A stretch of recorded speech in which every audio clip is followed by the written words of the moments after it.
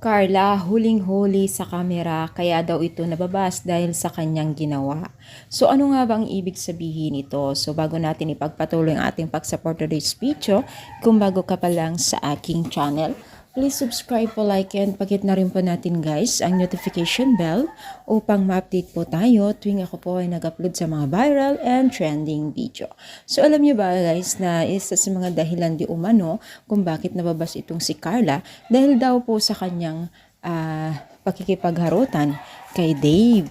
So, syempre guys, no, may mga sensitive talagang netizens na hindi natin mapaliwanag o kahit anong paliwanag natin ay talagang hindi sila naniniwala, lalo't pa man po ay kung sila po ay sarado na ang isip. So, ayaw pala nila na itong si Carla ay nakikipagharutan sa ibang lalaki na kahit turing ni Carla ay kuya kay Dave.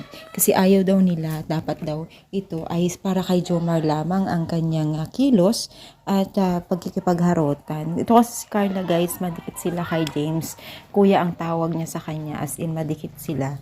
Madikit sila sa isa't isa. Bagamat po ayaw nga ng nakakarami. Kasi nga daw, gusto nila ay maging babaeng babae daw yung kilos. Pero alam nyo guys, kahit sino naman kung may time talaga na nakikipagharutan din, nakikipaglambingan tayo.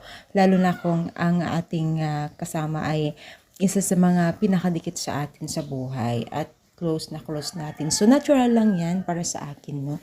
Pero sa akin, ha, hindi naman lahat tayo ay pare-parehas, diba? So, anong masasabi ninyo? I-comment down. Palike po ang ating video. Thank you so much, guys.